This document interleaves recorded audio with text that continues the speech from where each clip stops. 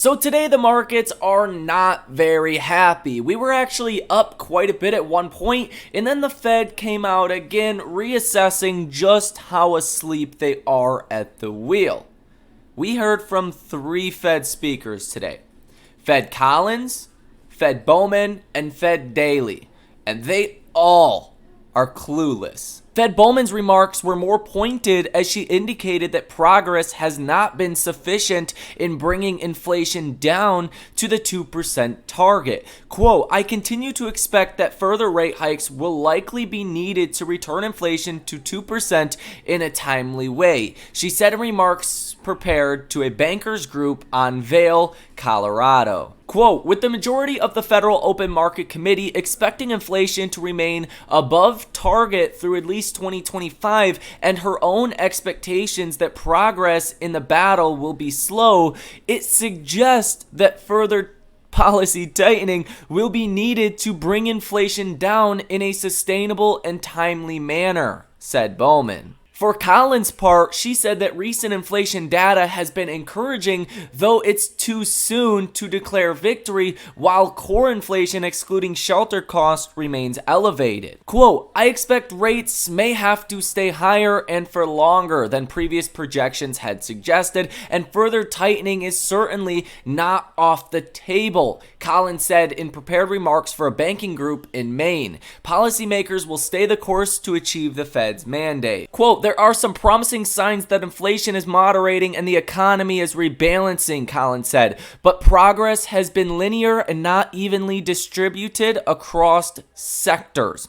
However, she said the path to a soft landing for the economy, quote, has widened, and said Fed policy is well positioned to achieve a decrease in inflation while not sending the economy into a recession. This is important right here because why the markets are going down is the markets are disagreeing with the Fed. The markets are saying we are much closer to an imminent recession than the Fed believes. The Fed is literally asleep at the wheel, and they're not driving a Tesla, and they certainly don't have full self-driving enabled. Fed Daly said during her comments that stagflation is less important.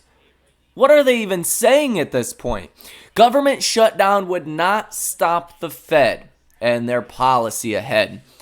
This is really concerning, guys. The markets just did not realize how clueless the Fed is. We all know the Fed is bad at avoiding recessions after raising rates. We know the Fed is super late to cut rates every time. The Fed is usually late to start raising rates. We understand this.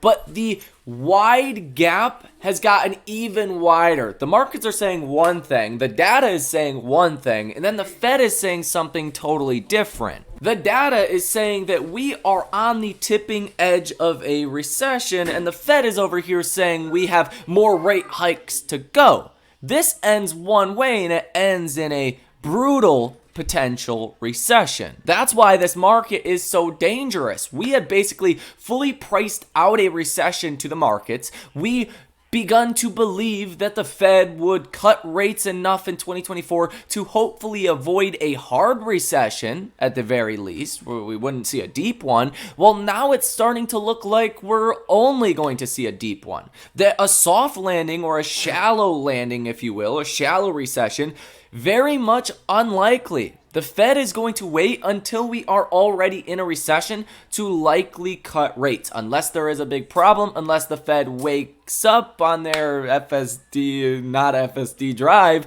Well, we could be in for a huge problem. Markets are reacting accordingly, and to my own opinion, markets should be falling a lot more, and I think they likely will in this upcoming week. The selling is not over. But we have new and renewed fears. Number one, the U.S. government is about to shut down on October 1st if a deal is not reached to provide funding for fiscal year 2024. This is important.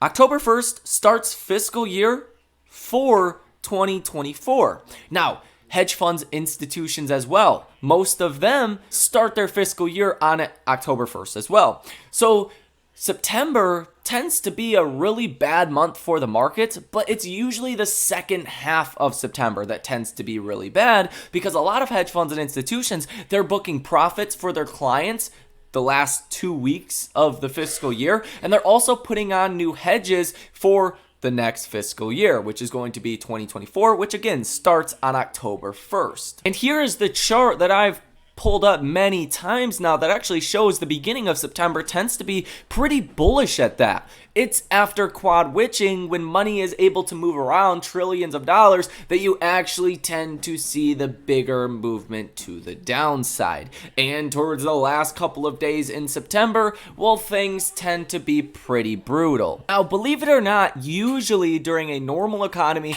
government shutdowns are not a big deal and markets tend to shrug them off. But in this environment, with this economy that is one step in the door of a recession, one step out, this could be a tipping factor to help push us into a recession. That's because hundreds of thousands of government workers might not get paid. And of course, they would get the unemployment benefits, in which I did have to double check on that. And according to Google, unemployment compensation is a federal and state program, so it would still be covered during a government shutdown. But you're going to go from making maybe $1,000 a week to making $300 a week. That's quite a drop for hundreds of thousands of workers. That's going to cost the economy, depending on how long this thing lasts, potentially tens of billions of dollars in lost spending power right before the holiday season. It could be pretty bad. And I do think markets' expectations are way too high for GDP. The Atlanta Fed Now tracker currently has the GDP estimate for Q3 at 4.9%. Economists are expecting 3%. The markets are even disagreeing with this. I think the markets are sitting here and saying, hey, we are not going to have GDP come in this high, but we're still quite a ways out from the GDP report. GDP report comes out October 26th, so that could potentially be a black swan event that you guys need to mark your calendar for. If the markets have not fully crashed by then and really pushed to the downside in the way I think it could, and we'll talk about it here in this video, October 26th is going to be a very big day in the markets. Now, on top of the government shutdown, you are also about to see 5,600 additional employees with the UAW going on strike at 38 facilities at GM. And let me tell you right now, more than half of these facilities are in my home state of Michigan. So this is going to affect a lot of local economies quite a bit, especially here in Michigan. Don't be surprised when everything starts to slow down, as workers' employment has dramatically decreased as far as maybe their hourly earnings, the amount they're taking home every week, and it does not look like there is really steps towards resolving these UAW strikes, at least at the time of recording this video, with GM and Stellantis. Now, if you take a look at the personal savings rate, that is at 3.5%. Now, you need to ask yourself, why is the personal savings rate sitting at almost the lowest point it's ever been at besides 2005? Is it because everyone's spending all of their money on frivolous activities and buying frivolous products and services that they don't need? Or is the personal savings rate at 3.5% because everything has went up 50 to 200% in price over the past couple of years and you just don't have the money to save?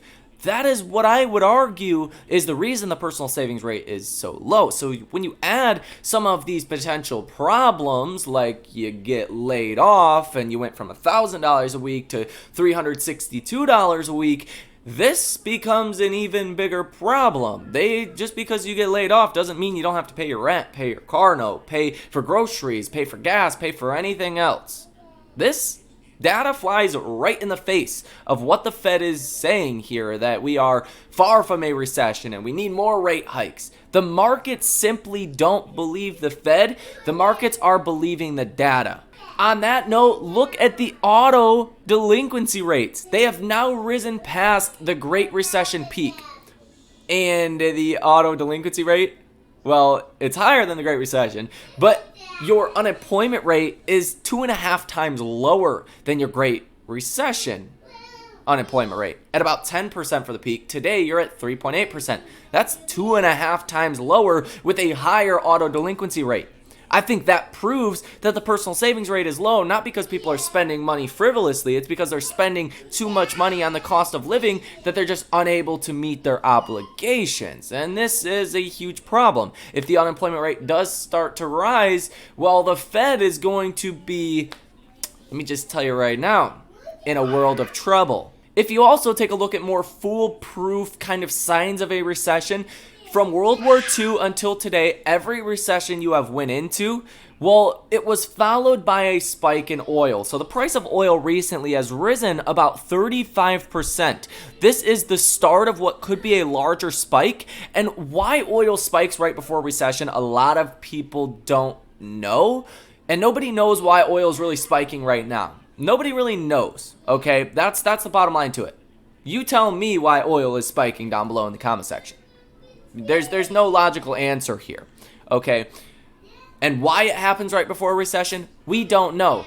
But it does help to push the economy into a recession because you see your money going to your gas tank instead of to your other bills and obligations. So it really squeezes the consumer even more, and you're already being squeezed by essentially hyperinflation over the past couple of years and hardly able to meet your obligations today, let alone the rising price of fuel costs, which are going to add, $20, $30, $40 a week on your gas bill. That is not great at all. 2-year Treasury yields have broken out to new highs that you have not seen since 2007, and actually you're rising pretty well above that as well. 2-year Treasury yields at 5.11%, 10-year Treasury yields at 4.43%, down about 5 basis points on the day today. 2-year Treasuries down about 3.5 basis points today. That is not taking the pressure off of the markets. That is also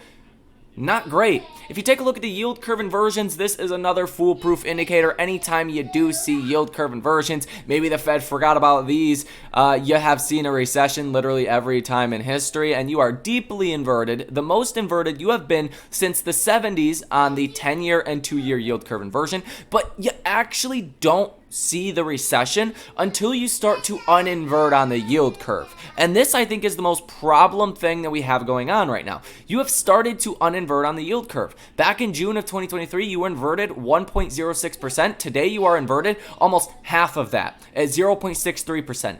If the economy does actually start to deteriorate and the bond market sees things for how they are, the bond market is much larger than the stock market. You always want to follow the bond money. That's governments investing in bonds. That is citizens. That is corporations. You want to follow the bond market. The bond market is screaming, we are very close to going into a recession. When you do see the yield curve actually uninvert, it happens pretty quickly. Just if you take a look at December of 2000, you were about zero. You had basically uninverted at that point.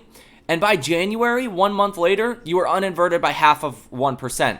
By February and March, you were in a recession. So it usually happens just months before you head into recession. So if the bond market is correct, a couple months from now, by December, by January, by February of next year, you could be in an active recession. Now, if you take a look at my personal favorite, the 10-year 3-month yield curve inversion, because why in the heck would you get paid more for lending your money for 3 months rather than 10 years? That is not great. And this one takes a lot more to actually invert. You have to see the short end of the curve rise so much to, make 3 months bonds pay you out more than 10-year bonds. So when this inverts, it's a problem. Well, you started inverting back here in October of 2022. You hit a low, you were inverted 1.88% in May, and now you're only inverted 1.08%, and you're steeply starting to rise here. And the same story. When you actually start to rise, you're within months away of a recession. So really, either way you want to put it, you're heading into a recession. Does it happen next month? Does, the economy take 6 more months to really feel the effects of this recession? Who knows? The Fed is asleep at the wheel. The Fed is lying to you. That's what the markets are disliking right now, and that's why stocks are falling.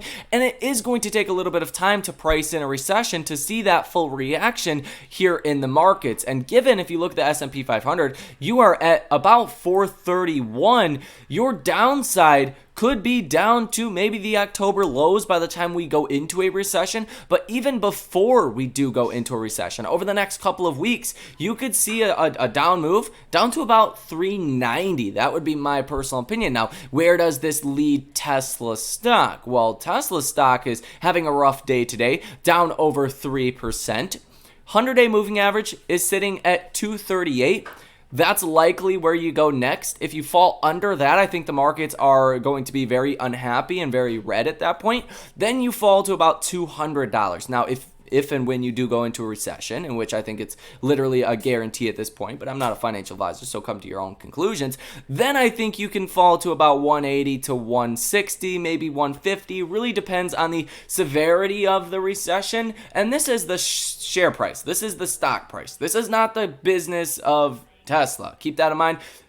We really need to distinguish between the two, because I expect 2024 is going to be very good for Tesla. I expect, as long as they don't have to continue to cut prices, margins will improve. You might see a licensing deal of full self-driving, and Tesla is going to start a new product line that's totally separate from their other business so far, which is the Cybertruck. And I think that will have the halo effect on the entire Tesla brand, just as the Model 3 Highland is having right now. And as we see in the Google Trends data, well, it looks pretty good for Tesla. Now, back in 2010, Tesla's business actually grew around 600%. So even during a recession, you wouldn't want to be in your legacy automakers, but if you were to be in a car company in general, you would want to be in Tesla. There is government incentives. Let me tell you right now, on January 1st, 2024, the dealership can take off $7,500 for anyone if they want to buy a Tesla. And I know it's not the dealership, but essentially Tesla would get that government tax credit and take off $7,500 of your purchase price. So right now it benefits people to buy a Tesla if you pay taxes. Well, starting in 2024 on January 1st, it will benefit anyone to buy a Tesla. And Tesla has been cutting prices recently, so it's going to make Tesla vehicles even more affordable compared to what we've seen over the past couple of years. Teslas are more affordable today than they have ever been. And the transition to EVs are growing at a rapid pace. This is not something you want to bet against. But the number one factor why I do believe 2024 is going to be a good year for Tesla, I do believe the next couple of weeks, the next couple of months, not going to be great. Call it the second half of 2024. Share price wise, it's probably going to be great for Tesla stock, and the lower the better right now, so we can buy as many shares as possible and position for that. Number one reason why I do think 2024 is going to be great is Tesla is already priced for a recession. I don't think a lot of people fully understand this. If you're buying Tesla stock today, Wall Street is expecting 27% delivery growth and 29% EPS growth. This would be the slowest growth that you have seen since the Great Recession, Great Financial Crisis. I mean, if you don't expect a recession that's that bad, well, Tesla is going to do just fine, and you're going to see Tesla's numbers look incredible and beat the estimates by a long shot. That's my personal expectation. So I don't think this is rocket science. I think it's very logical, but here in the next couple of weeks, next couple of months, that's where things are going to get a little bit dicey for the markets. Now, something else you guys want to be watching is the dollar. So the dollar, when it rises, it's negative for company earnings. Think about it like this. If you are an Apple based here in the US and you sell iPhones in China, call it $1,200 US. Well, if now, because the other currencies have weakened, right, relative to the dollar, then it takes, well, the same amount of essentially dollars to buy that product, but now you're taking in a lot more foreign currency, and you take that foreign currency, you put it back into US dollars, you get a lot less US dollars for the same amount as an iPhone essentially in China. So if you're doing business overseas, if you're an Apple or if you're even a Tesla for that matter, you take in foreign money, you convert it to a strong dollar, you end up with less dollars. So that is negative for company earnings, and you have been seeing the dollar really strengthening. This was the dollar back in 2020.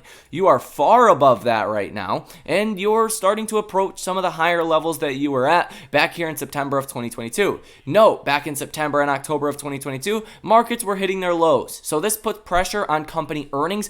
Also not great in relation to a possible recession.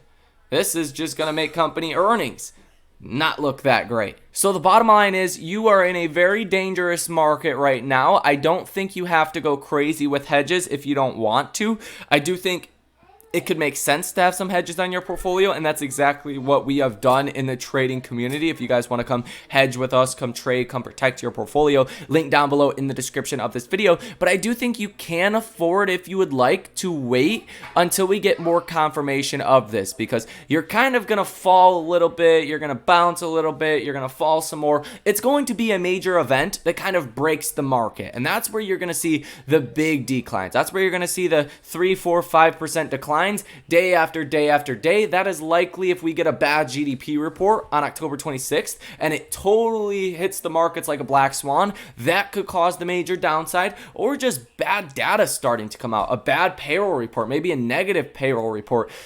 These are things you need to be on the lookout for, but I think you really need to see something bad happen to get the markets to really fall back down on the S&P like sub 390, right?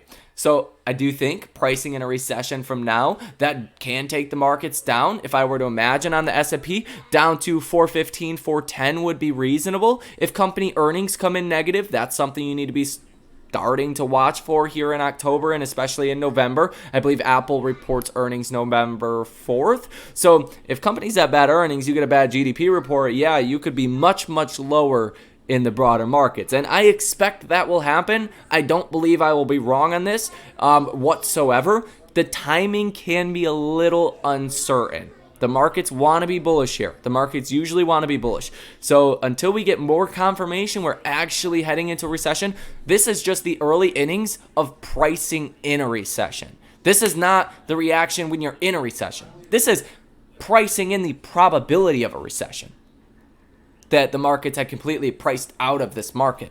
So hopefully you guys let me start over. Hopefully you guys learned something here in this video. Hopefully you guys appreciated all of this information. I know if you do not watch this channel, a lot of this information probably caught you as a surprise, just how bad the markets are right now, just how bad of a situation we are in, especially just without the Fed being asleep at the wheel. But the Fed is asleep at the wheel, so it makes this whole situation much, much worse. They're going to be far too late to cut rates. You're going into a recession. So take that information how you will. Again, if you guys want to come join the trading community, come support the channel, come get access to all of my trades in real time, come ask me questions. I'll look at your portfolio, whatever you guys want. Link down below in the description of this video. You guys have a great rest of your day, and I will see you in the next one.